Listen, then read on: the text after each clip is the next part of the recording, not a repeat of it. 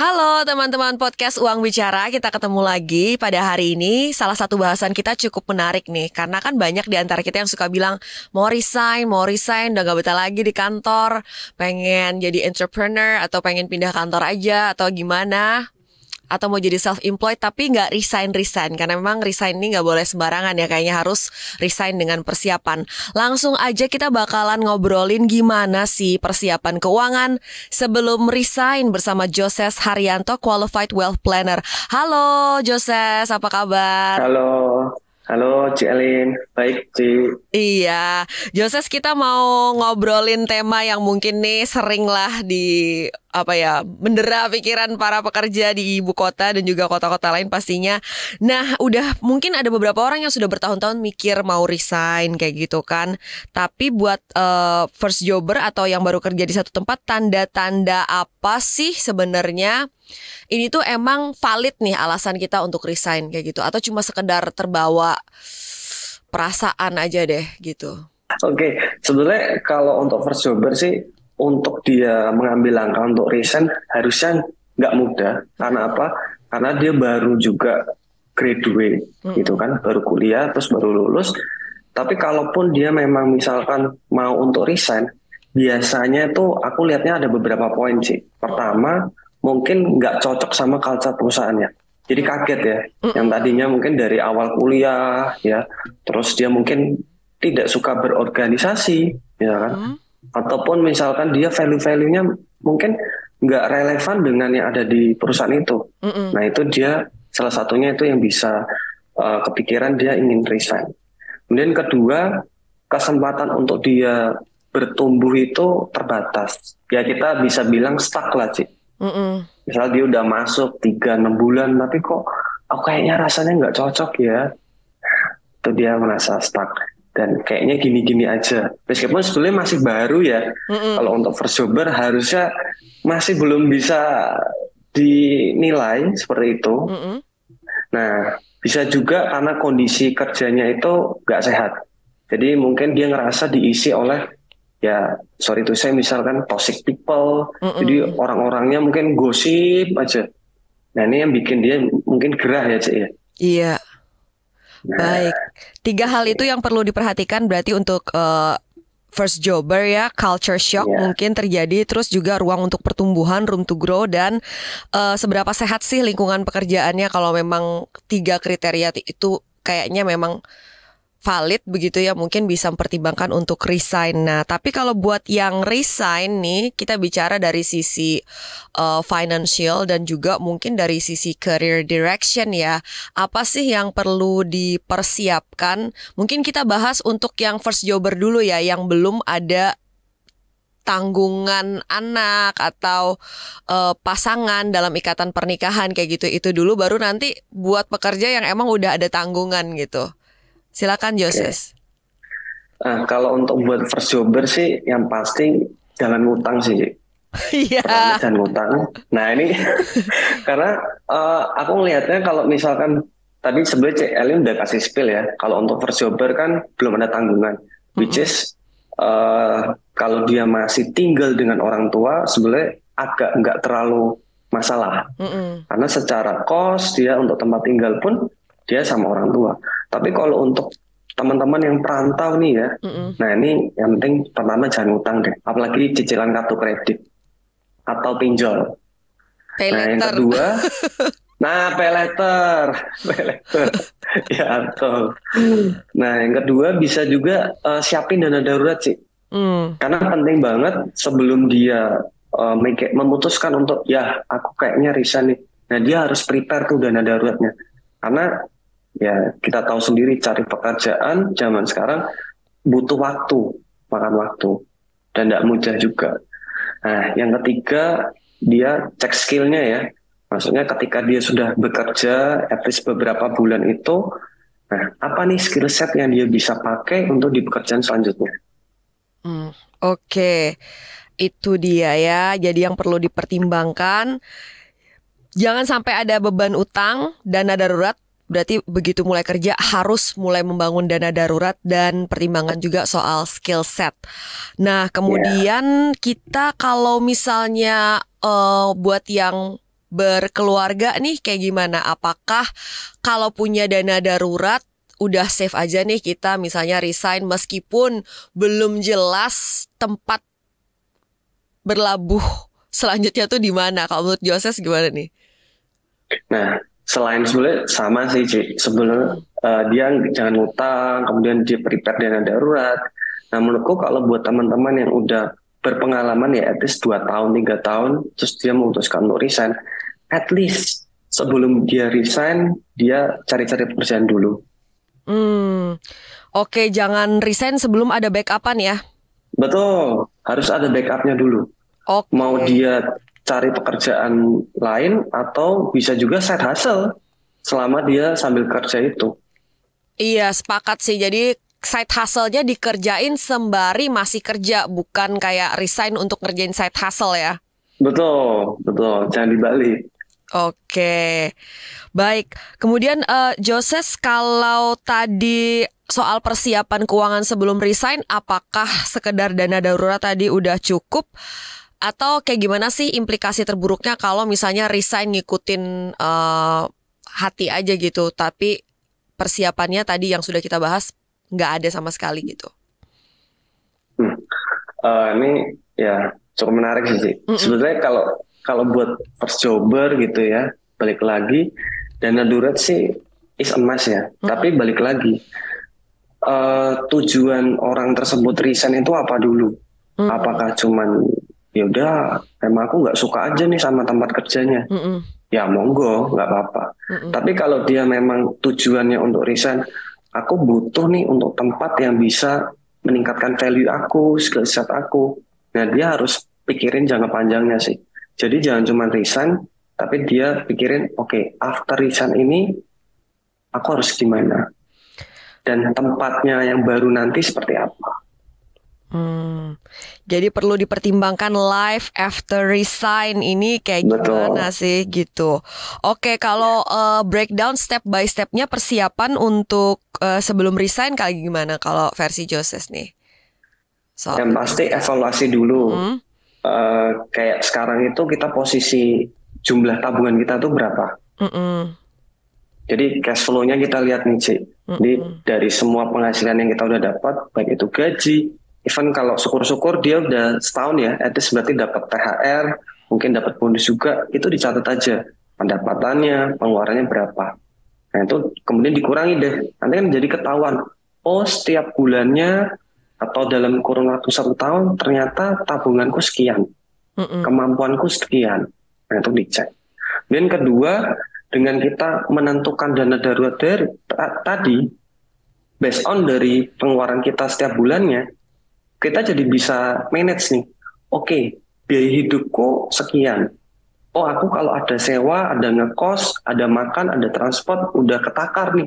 Jadi bisa tahu ketika nanti resign, ini loh takaran pengeluaranku setiap bulannya yang harus aku cover. Nah, ketiga sudah pasti budgeting sih. Jadi budgeting pengeluaran mana aja yang wajib dan mana yang nggak wajib. Contoh kalau nggak wajib, mungkin ke kafe mahal misalkan, yaitu di pangkas dulu dah. Itu. Oke. Dan ada juga, dan juga pastiin balik lagi nggak ada utang, even cicilan jangka panjang. Not karena even cicilan ya? Yes, not even cicilan. Baik, udah kita bahas berarti ini apa yang perlu dihindari mempersiapkan keuangan sebelum resign. Setelah tadi kita udah tahu step-stepnya apa aja, cek posisi tabungan, dana darurat, dan budgeting. Berarti kalau buat Joses, hindari utang dan cicilan jangka panjang ya. Iya. Buat beberapa orang tuh mereka misalnya bertahan di tempat kerja yang buat mereka tuh sebenarnya udah enak banget, udah nggak ada tadi misalnya toxic, culture-nya nggak sehat, ruang pertumbuhan tuh nggak ada, gara-gara ada cicilan kayak gitu. Mau resign tapi nggak bisa gara-gara cicilan. Betul. Point of view kamu kayak gimana nih, Joses? Nah, sebetulnya kadang tuh ada selingan-selingan ya dulu sama teman-teman. Justru harus nyicil nih. Kalau bisa cicilannya yang besar supaya kita semangat dalam bekerja. Menurutku keliru sih kayak gitu sih. Justru kan kita dengan kita ada mimpi, ada dream ya, justru itu yang membangkitkan semangat kita untuk bekerja. Bukan karena ada utang kita jadi semangat kerja. Jadi ini kan dua hal yang berbeda ya. Bener, tapi mindset kayak gini tuh udah jadi common banget kan, sering kita lihat tuh konten-konten kan di sosial media ataupun platform sharing video kan kayak gitu. Jadi sengaja ngambil cicilan yang gede gitu, atau paling nggak mereka nganggep at least hasil kerja kerasnya ada bentuknya kayak gitu, misalnya mobil atau rumah meskipun rumahnya nggak ditinggalin gitu. Gimana tuh Joses? Ya kalau punya mindset seperti itu sih nggak masalah sih. Cuman menurut aku, kalau aku pribadi sih personally lebih enak kita punya mimpi yang jelas, tujuan keuangan kita jelas apa, itu yang membangkitkan semangat kita. Jadi lebih ke change mindsetnya aja sih, Ci. Oke, tadi kita udah bahas persiapan-persiapan sebelum resign. Nah, menurut kamu juga perlu ini nggak sih kayak menurunkan level lifestyle? Tadi kamu udah mention kurang-kurangin ke cafe yang sifatnya leisure kayak gitu. Nah, ini menurut kamu apa yang bisa di-adjust dari sisi perubahan gaya hidup jelang resign? Nah, sebenarnya kalau balik lagi ke lifestyle, ya sebenarnya bisa dikurangi dari kayak misalkan cara kita suka ngopi. Yang biasanya misalkan per hari kita suka ngopi 50.000, ya udah dipangkas aja, mungkin dari seminggu jadi 3 kali aja. Atau bahkan beli aja yang mungkin ada di supermarket ya, ketakar tuh, yang mungkin sasetan ya. Jadi udah ketakar, sehari aku 1 saset. Jadi nggak, kalau 50.000 dalam 25 hari kan cukup besar ya, Cik ya. Iya, betul. Jadi yang itu dipangkas. Karena lifestyle ketika kita udah mutusin untuk resign, justru kita harus set kita punya lifestyle sama budgeting kita. Jadi harus benar-benar di-press.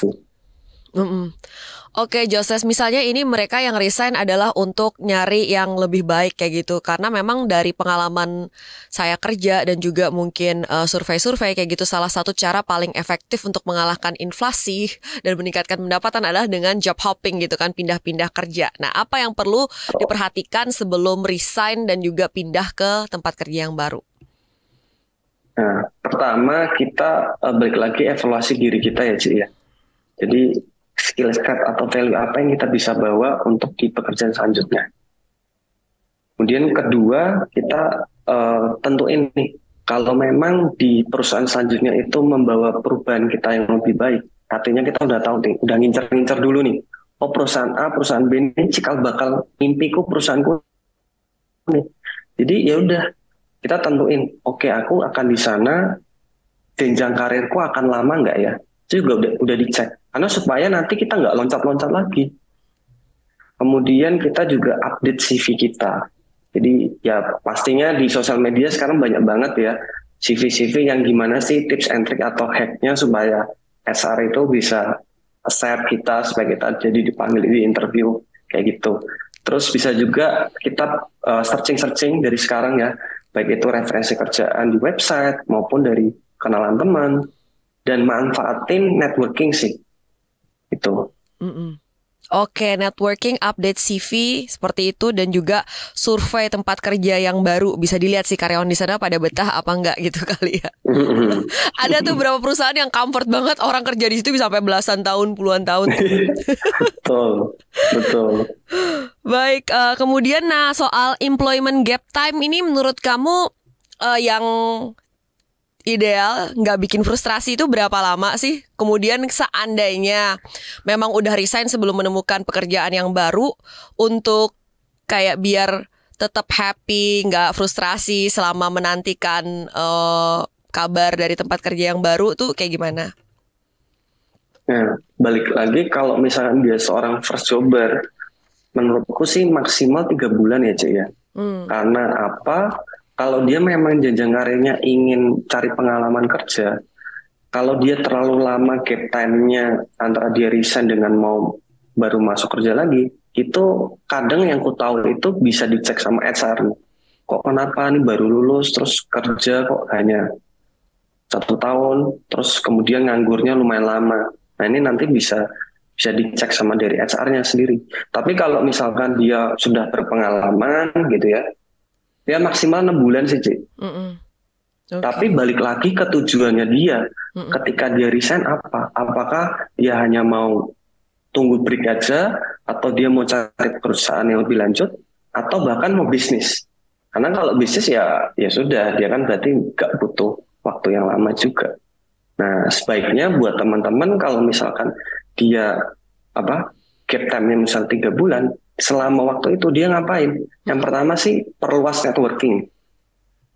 Perluas networking dia, tingkatin lagi skill set-nya, terus bisa juga nyambi freelance ataupun side hustle, bisa juga dia explore dia punya hobi, ya, sehingga dia ketika dia saat resign itu justru pemikiran-pemikiran ataupun ya behavior yang dulunya dia nggak sempat dia lakukan selama waktu kerja, dia bisa dapetin waktu gap time selama dia resign itu. Thank you tipsnya nih Joses. Untuk beberapa kasus nih ya, ada orang yang misalnya ngerasa di usia level tertentu udah nggak ada lagi nih lowongan di posisi sesuai dengan keahlian dia. Jadi dia ngerasa stuck. Misalnya di kantor sekarang tuh udah unbearable banget situasinya. Tapi mau pindah juga nggak pernah ada denger vacancy dibuka untuk posisi dia di usia dia saat itu kayak gitu. Ini biasanya jelang-jelang 40 sih. Nah, kalau buat Joses sendiri kayak gimana pendapatnya untuk mereka yang ngerasa mereka udah terlalu tua untuk bisa dapat pekerjaan baru. Jadi kayak stuck di situasi yang unbearable. Oke. Nah, kalau buat orang seperti itu sih, aku percaya sih ketika orang itu punya skill set, value yang baik, in the time itu pasti ada aja orang yang mungkin kenalannya, pasti bisa referensi dia. Karena ketika selama kita kerja, kita punya hubungan yang baik sama bos kita punya hubungan baik sama peer to peer ataupun tim kita, kok ya aku percaya once nanti dia mau resign gitu ya, dia pasti bisa dapat kerjaan yang lebih baik. Even dia mungkin make a business gitu ya. Oke, jadi fokusnya adding value terus ya, ningkatin kualitas diri dan nilai diri ya. Jadi sehingga kita nggak harus ngalamin yang kayak gini. Baik, Joses, kemudian untuk mereka yang sedang menimbang-nimbang resign nggak. Nah, boleh dikasih considerations nggak plus minusnya? Plusnya sih kalau untuk yang benar-benar mau resign ya, ketika resign itu pasti kita punya banyak waktu. Nah, di mana waktu itu kita bisa lakukan untuk refleksi diri kita selama kita kerja, kita ngapain, kita sudah kontribusi apa terhadap perusahaan dan terhadap diri kita. Jadi aku mikirnya sih kalau kita kerja itu instead of untuk perusahaan, sebenarnya untuk diri kita juga. Portofolio itu yang kita bangun terus-menerus sampai tua nanti gitu. Dan kita jadi bisa punya waktu untuk kita eksplor diri kita. Sampai sejauh mana sih kita challenge diri kita waktu kita dulu bekerja. Nah, nanti nextnya kalau kita mau kerja lagi ataupun kita mau buka bisnis, nah part-part mana yang tadinya mungkin bolong atau miss, kita udah bisa tutup itu sih selama kita resign itu. Jadi contohnya kalau misalkan eksplor diri, orang yang banyak banget kan, orang yang kayak waktu kemarin pandemik pun dia resign gitu ya, dia buka bisnis malah jadi lebih sukses gitu. Jadi ya resign pasti ada plusnya juga. Nah, kalau minusnya sih sudah pasti kehilangan active income. Yang tadinya kita tahu setiap bulan kita pasti dapat segini gitu ya, take home pay kita, tapi nggak ada.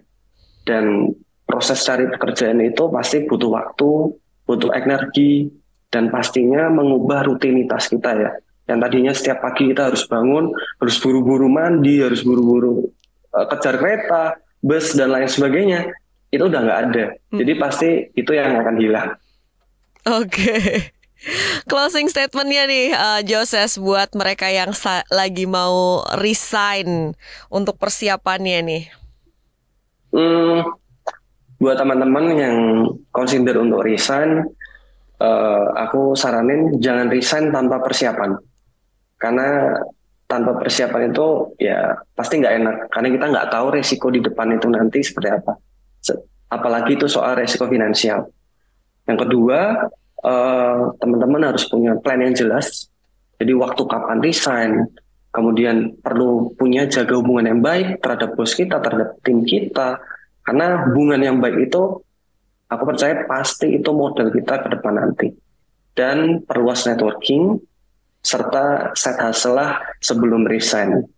Karena ketika nanti kita sudah resign, nah bisa jadi set hustle itu bahkan bisa lebih baik nilainya, value-nya daripada pekerjaan kita. Itu aja. Oke, thank you so much Joses Haryanto untuk insights-nya. Semoga benar-benar bisa bermanfaat buat teman-teman yang saat ini sedang mempertimbangkan resign nggak, biar resign-nya itu penuh persiapan.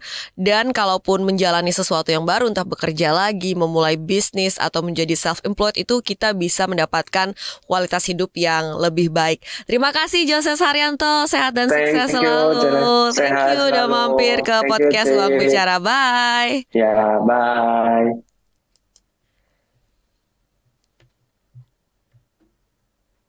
Udah aman ya?